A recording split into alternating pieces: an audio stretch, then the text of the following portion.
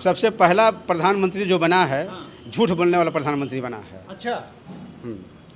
इनका कोई जनता के बीच अस्तित्व नहीं रह गया है।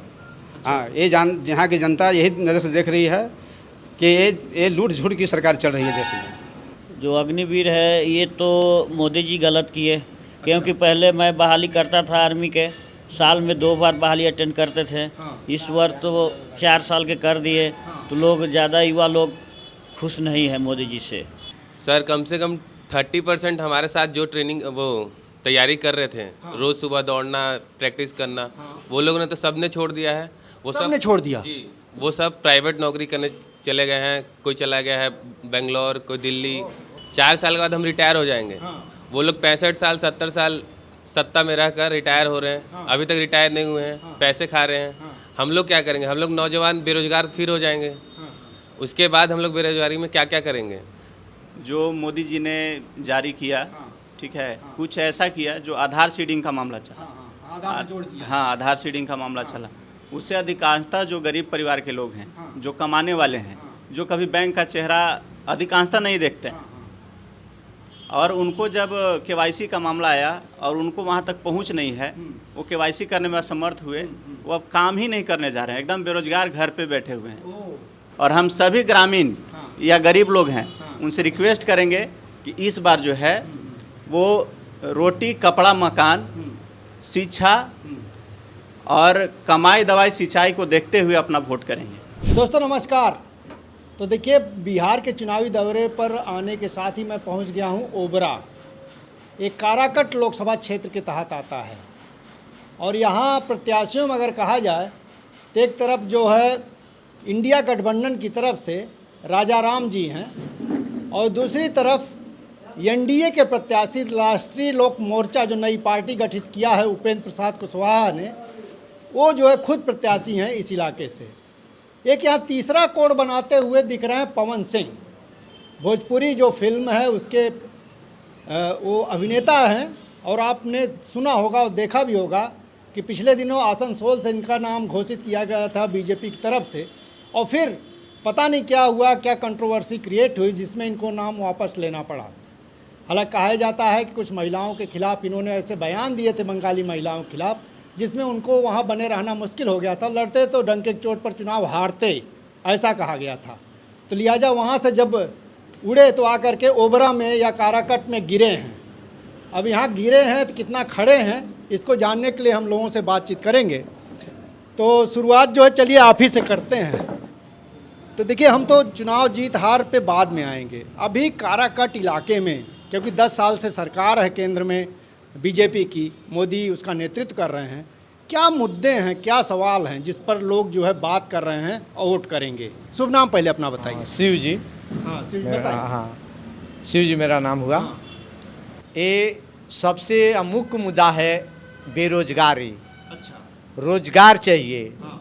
महंगाई, ये सब सारी मुद्दा हैं। यहाँ जो चुनाव हो रही है वो बेरोजगारी के मुद्दे पर चुनाव हो रहा है, महंगाई के मुद्दे पर चुनाव हो रहा है, और यहाँ जाति और धर्म के नाम पर चुनाव नहीं हो रहा है। अच्छा। जैसे हिंदुत्व धर्म के नाम पर कैसे चुनाव लड़ा जाएगा, क्यों साथ रहेगा? जैसे एक मुद्दा है कि जो हिंदुत्व की बात करते हैं लोग, जो हिंदू के ठेकेदार जो हैं वो खुद हिंदू के बहुसंख्यक आबादी वाले को हिंदू समझने को तैयार नहीं रहते हैं। ये भी बड़ी मुद्दा है कि जो हिंदू को ही समझने को तैयार नहीं है। ये सब मुद्दे हैं। इसके एंगेस्ट ये जो है काराकाट लोकसभा में ये तैयारी चल रही है कि हमको धर्म के विरोध में, जो धर्म की ठेकेदारी करते हैं उसके एंगेस्ट काम करना है। अच्छा। एंगेस्ट वोट देना है। जो बेरोजगारी के मुद्दे पर हम लोग को वोट करना है, जो हम लोग को रोजगार मुहैया हो सके, जो बहुत नौजवान युवा वर्ग जो है पढ़ लिख कर जो बेरोजगारी का दंश झेल रहे हैं उससे निजात मिले। महंगाई कितनी चरम सीमा पर है। जो मतलब 500 रुपये सिलेंडर 500 रुपये 5 साल पहले मिलता था और उसकी आज क्या हो गया, आज 1150 1200 अगर चुनाव आया है तो 200 रिवेट किया गया है कि वो आम पब्लिक इसके झांसे में आए, लेकिन आम लोग इसके झांसे में आने वाले नहीं हैं। फिर आएंगे और बात करेंगे। शुभ नाम अपना बताइए। मेरा नाम हो गया दुखन राम। दुकान जी, ये बताइए, काराकाट छः विधानसभा क्षेत्र हैं, तो 2 जिलों को कवर करता है बता रहे हैं। कौन ऐसा सवाल है लोकल, जैसे महंगाई बेरोजगारी एक बात हुई, कोई ऐसा सवाल जो लगता हो कि पूरी जनता को ये चीज़ यहाँ होनी चाहिए थी, नहीं हुई और इसकी डिमांड है, कौन ऐसा मुद्दा है यहाँ, कोई है ऐसा खास? ऐसे मुद्दा तो जो आम लोगों में, जो आम जनता की जो मुद्दा है, अभी तो हम देख रहे हैं कि जो देश में जो मोदी जी की सरकार जो चल रही थी या 14 में जो सत्ता में आए थे, ये कह करके आए थे, इस मुद्दा को लेकर के आए थे कि हमारा सरकार बनती है भाजपा का तो हम बेरोजगारी दूर करेंगे और 2 करोड़ नौजवानों को रोजगार देंगे और महंगाई और भ्रष्टाचार पर रोक लगाने के लिए उन्होंने वादा किया था। और जो यहाँ का जो काला धन रखने वाला, जो मोदी जी के कहना था कि हम काला धन वापस लावेंगे और देश के नागरिकों के खाते पर 15 लाख रुपया चला जाएगा, लेकिन मिला नहीं। अब मुद्दा छोड़ करके, मैंने ये मुद्दा से हट करके मोदी जी बात कर रहे हैं। आम जनता में ये चर्चा है। अच्छा, ये चर्चा है कि अब मुद्दे की बात नहीं कर रहे हो? नहीं कर रहे हैं। क्या बात कर रहे हैं? ये बात सिर्फ यही हिंदू मुसलमान की बात कर रहे हैं, हिंदुस्तान और पाकिस्तान की बात कर रहे हैं। उनके पास कोई एजेंडा रह नहीं गया है ना। अब ये बात बोल करके जनता के बीच गुमराह पैदा कर रहे हैं। कभी आपको नागरिकता संशोधन कानून जो लाया गया था, 3 कृषि कानून लाया गया था, जो किसानों से ज़मीन छीन करके बड़े कॉर्पोरेट घराने को देने की उन्होंने वादा किया था। इसके खिलाफ जो जनता के, किसानों का जैसे कि आंदोलन जो चला, सरकार को बैक होना पड़ा, है ना। उनके सामने कोई मुद्दा है नहीं। इसको किस रूप में देखा जा रहा है? जैसे जो मुद्दा बदल रहे हैं मोदी जी, चुनाव में रोज़ नए भाषण आ रहे हैं, नए मुद्दे आ रहे हैं, किस रूप में देख रहे हैं लोग? वो देख रहे हैं कि यहाँ जो मोदी जी का, मैंने देख रहे हैं कि देश में सबसे पहला प्रधानमंत्री जो बना है, झूठ बोलने वाला प्रधानमंत्री बना है। अच्छा। इनका कोई जनता के बीच अस्तित्व नहीं रह गया है। हाँ, यहाँ की जनता यही नज़र से देख रही है कि ये लूट झूठ की सरकार चल रही है देश में। इनके पास कोई मुद्दा है नहीं। ये पहले प्रधानमंत्री जो झूठ बोल रहे हैं और रोज झूठ बोलते हैं, झूठ बोलने पर लगे हुए हैं। अच्छा। शुभ नाम बताइए अपना। मनोज कुमार। मनोज, क्या करते हैं आप? मैं बेरोजगार हूँ। नहीं, पढ़ाई कितनी की है आपने? ग्रेजुएशन फाइनल है। अभी पढ़ाई कर रहे हैं आप? ना, फाइनल हो गया सर। फाइनल हो गया, ग्रेजुएशन कर चुके हैं। तो कितने साल पहले, कब किए ग्रेजुएशन? 2023 में। 23 में। कुछ कोशिश किए कंपटीशन देने की, कुछ के इस दिशा में प्रयास किए थे? प्रयास तो किए बहुत। क्या क्या किए जरा बताइए कुछ। डिफेंस में जाने के लिए प्रयास किए। अच्छा, ये दौड़ लगाए थे, सब पूरा दौड़ते थे, कसरत करते, सब करते थे जी।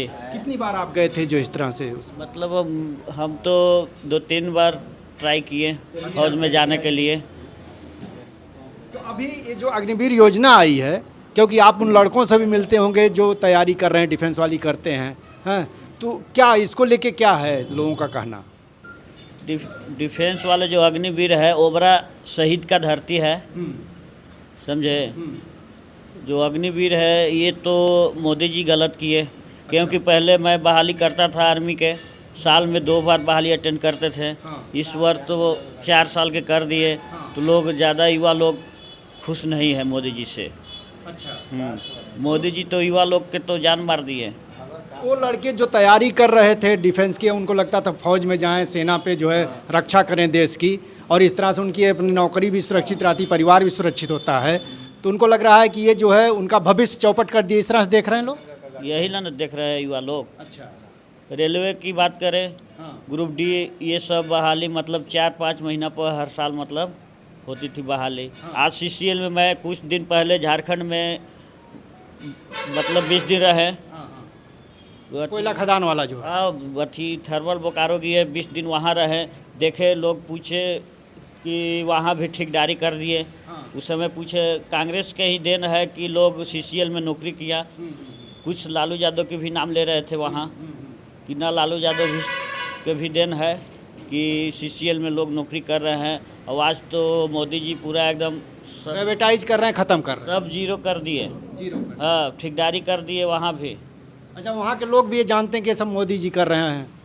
उनकी क्या प्रतिक्रिया क्या रहती है, समर्थन है कि विरोध?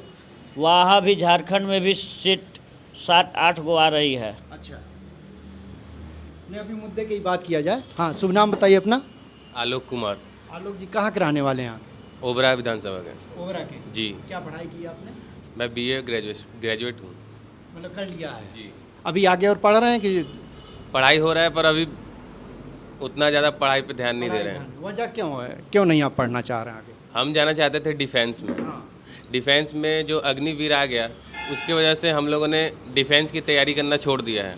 अच्छा, जी, क्योंकि ये बताइए, ये जो आप डिफेंस में जाना चाहते थे, इसी तरह 100 लोग भी जाना चाहते थे, इधर जो नई सरकार नीति घोषित की अग्निवीर वाली, उसके बाद कितने % लोग जो है मतलब छोड़ दिए तैयारी करना, पीछे हट गए? ये संख्या कितने % वाइज कितना होगा?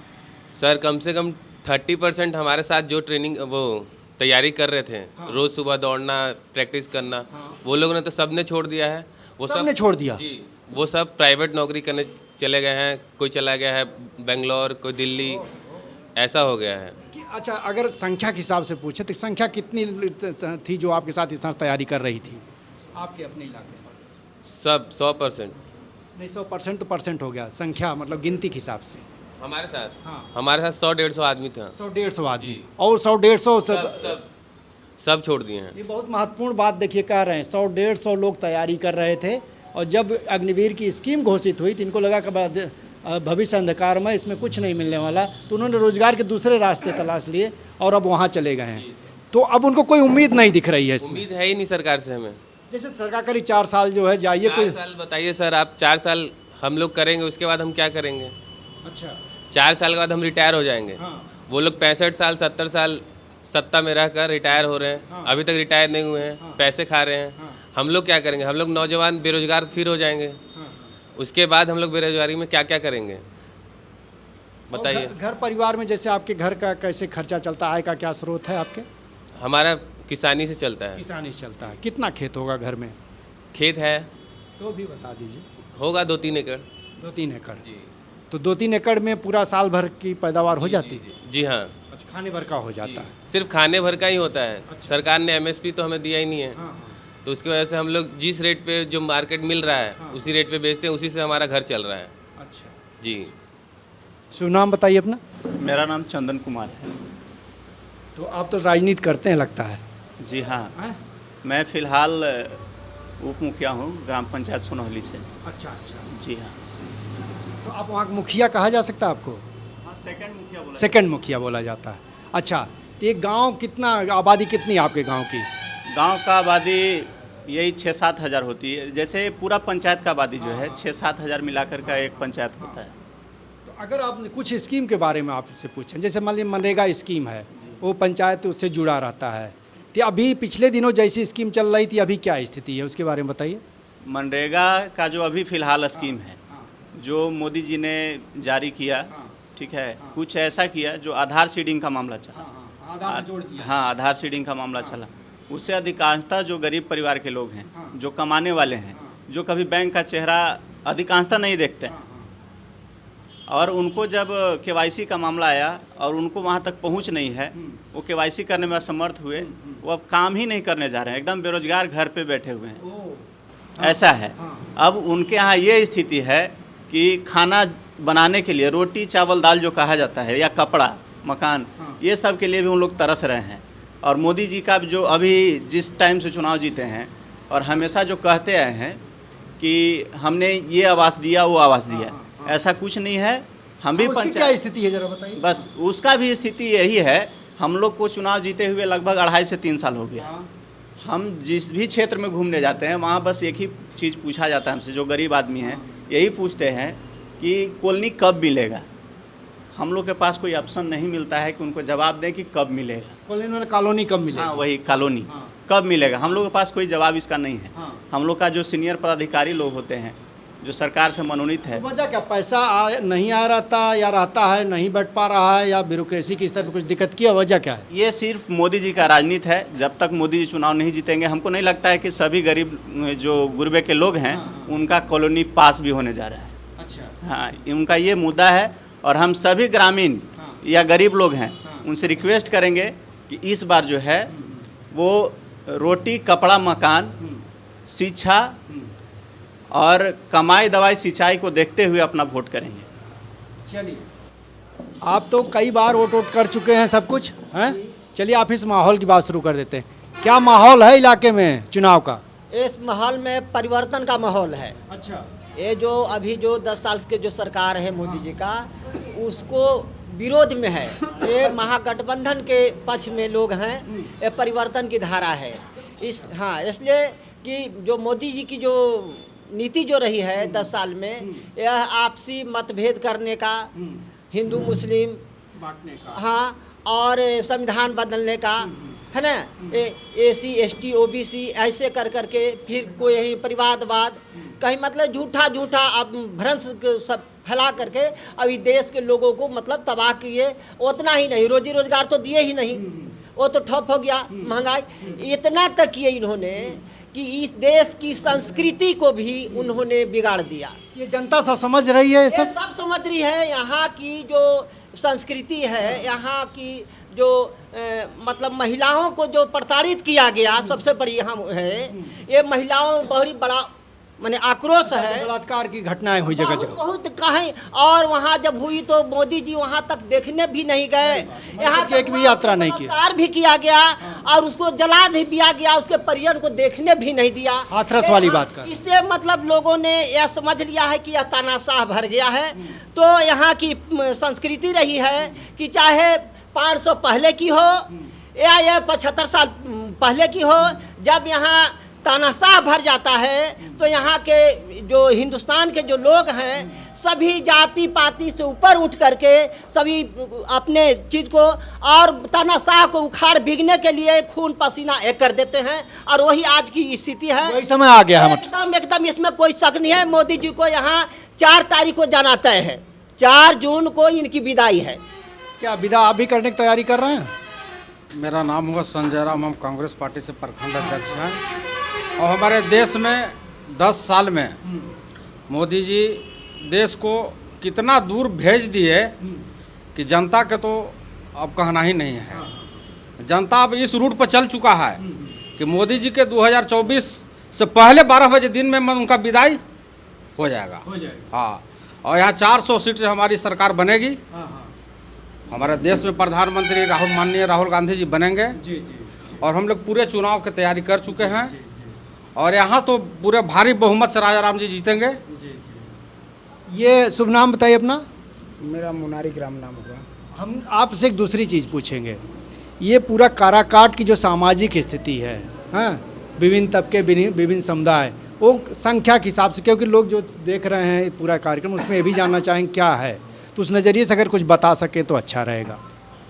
यहाँ काराकाट के सवाल पर अगर पूछ रहे हैं तो काराकाट लोकसभा क्षेत्र स्तर पर जो जनता की बन गई है मनोभावना, तो यहाँ कहिए कि कोई अब लड़ाई नहीं है। लड़ाई पे बाद में आएंगे। अभी मैं आपसे जानना चाह रहा था, सामाजिक समुदाय जो जात के तरह में भी आप बता सकते हैं, कौन कितनी संख्या में है, वोटर कितने हैं, कौन कितनी संख्या को यहाँ जो है मेंटेन करता है या बनाता है? तो हम लोग माने जो पेपर वगैरह से जानते हैं तो उसके हिसाब से यहाँ मतलब सबसे ज़्यादा आबादी जो है यहाँ जादव जाति का है। अच्छा, वो कितनी होगी? करीब 3 लाख 3.5 लाख है आबादी। इसके बाद आपको दलित समुदाय की आबादी है। अच्छा, वो भी 2.5 लाख की है। अच्छा, राजपूत जाति की आबादी 1.5 लाख की है। 1.5 लाख जी। और इसी तरह से माने अन्य आपको भूमिहार जाति की आबादी 60,000 है। अच्छा, 60,000। 60,000 है। और मुस्लिम आबादी करीब मुस्लिम आबादी 1.25 लाख है। 2.25 लाख। जी। सबसे ज़्यादा यादव हैं, फिर सेकंड पे जो है दलित है। दलित समाज के लोग हैं। मुस्लिम कहा जा सकता है। हाँ, बिल्कुल है। तो हम इस पर देख रहे हैं कि यहाँ सभी लोग माने सबका सर्वमान्य नेता के रूप में कमरे राजा राम जी उभरे हैं। इसलिए कि इनकी ईमानदारी और इनका जो 2 टर्म विधायकी कार्य रहा है, ओबरा क्षेत्र से, ओबरा विधानसभा क्षेत्र से 2 बार विधायक रहे हैं।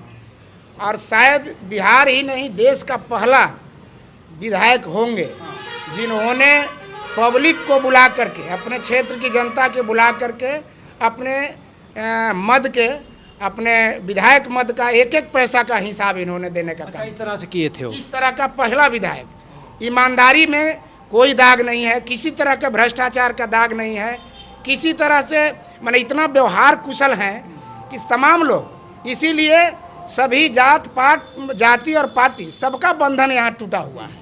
सारे लोगों का एक ही स्वर से कहना है कि एक तो है कि यहाँ इस 2009 से जो गठन हुआ काराकाट लोकसभा क्षेत्र बना, उसमें बाहर के ही उम्मीदवार को हम लोग जिताते रहे हैं। अच्छा, बाहरी ये क्या उपेंद्र और हाँ, उपेंद्र दोनों जी, बाहर हैं, पवन भी? सबसे पहले आपको उपेंद्र जी जीते, फिर महाबली जी 2 बार जीते, और यही दोनों लोग 3 टर्म में रहे हैं इस क्षेत्र से सांसद, और दोनों बाहरी हैं, इस इलाके के नहीं हैं। पहली बार एक तो है खुशी ये हुई इस क्षेत्र के जनता का कि पहली बार हमारा क्षेत्र का बेटा मिला है हमारा सेवा करने के लिए, इस पर बहुत भारी खुशी हुई जनता में। और इसीलिए एक तो है कि क्षेत्र का बेटा है, दूसरी है सबसे मैंने कहिए कि ईमानदार प्रतिनिधि के रूप में जाने जाते हैं। इनकी छवि जो है ईमानदार नेता का छवि है, संघर्षशील नेता का छवि है। बिल्कुल, फिर आएंगे आपके पास। हाँ, शुभ नाम बताइए अपना। जी, तारिक अनवर। तारिक साहब, एक चीज़ हमको ये बताइए कि कहा जा रहा है पवन यहाँ आए हैं तो चूँकि भोजपुरी उसके अभिनेता हैं तो चेहरा जाना पहचाना है, तो किस तरह से वो यहाँ जो है मार कर रहे हैं, जीतने क्या गुंजाइश है या वोट काट रहे हैं, क्या है स्थिति उनको लेकर के? ये देखिए, हम लोग भी लगातार फील्ड में हैं। और एक बात बहुत मतलब जो कई बार हम लोग देखते हैं कि चुनाव होते हैं तो कैंडिडेट कई बार बोलते हैं कि हम जीत रहे हैं, मगर जब तक जनता नहीं बोले कि फलना कैंडिडेट जीत रहा है, फलना कैंडिडेट मैदान मार रहे हैं, तो आप भी पत्रकार हैं, आप भी घूम रहे होंगे, हम लोग भी घूम रहे हैं। इस बार हर तबके से, हर समाज से यही आवाज़ है कि राजा राम सिंह इस बार काराकाट के सांसद होंगे। यही बात हम लोग हर जगह देख रहे हैं। और बाकी जो लोग हैं, जैसे हम उनका इंटरव्यू देख रहे थे पवन सिंह का, तो कोई पहले से उनकी तैयारी नहीं है, और उनकी जो छवि है, उनका जो पूरा एक उनका जो पहचान है, वो कोई सामाजिक कार्यकर्ता या फिर लोगों के सुख दुख में रहने वाली नहीं है। उनकी पूरी पहचान है फिल्म इंडस्ट्री की, भोजपुरी गायक की, और उस पहचान को यहाँ भुनाना चाह रहे हैं। लोगों का कहना है कि अगर आपको जनता का सेवक बनना है तो जनता के सुख दुख में रह करके वो पहचान बनाइए। कोई भी सितारा आ जाएगा, कोई भी अफसर आ जाएगा और वो यहाँ चाहेगा कि हम अपने नाम चेहरे से चुनाव लड़ लें, तो ये यहाँ पे होने वाला नहीं है। यही हम लोग देख रहे हैं।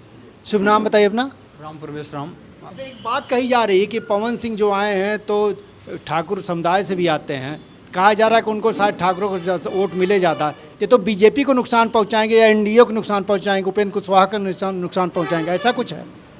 देखिए, पवन सिंह को यहाँ आने का मेन कारण है कि इसमें घुसपैठिया किया गया है। बीजेपी वाले ने ही पवन सिंह को यहाँ भेजा है। ये जरा और खोलिए इसको। ये जो है से इनका उपेंद्र कुशवाहा का राजनीतिक डेथ करने के लिए ये बीजेपी की ही चाल है। उपेंद्र कुशवाहा को राजनीति को समाप्त करने का ये चाल है बीजेपी द्वारा। पवन को यहाँ भेजा गया, यहाँ पवन सिंह को भेजा गया है। तो उसमें बीजेपी कामयाब हो रही है, कहा जा सकता है? कामयाब तो यहाँ हम लोग मान ले के हैं, यहाँ हम लोग कामयाब हो रहे हैं। हम लोग नहीं, हम कह रहे हैं बीजेपी अपने साजिश में। हाँ, बीजेपी अपनी साजिश में कामयाब हो रही है। तो हमको जरा ये पवन और ये कहानी जरा आप बताइए। ये पूरा चुनाव जो परिदृश्य है, मुद्दे तो आ गए हैं, मतलब 3 चेहरे हैं, उपेंद्र कुशवाहा, पवन और राजा राम जी। तो कौन कैसे जो है किस पोजीशन में है, आप क्या बताएंगे? देखिए सर, जो काराकाट की जो सामाजिक परिदृश्य है, जो ऐसा है कहीं कोई लड़ाई मतलब दिखाई नहीं देता है। इसलिए कि हम लोग जो इस लड़ाई को 2020 से ही लड़ते आ रहे हैं, और जो काराकाट में 6 विधानसभा है, जिस पर महागठबंधन को 6 विधानसभा में 6 पर कब्जा है, यानी 5 पर आरजेडी विधायक हैं, 5 पर आरजेडी विधायक हैं और 1 पर सीपीआई माले का कब्जा है।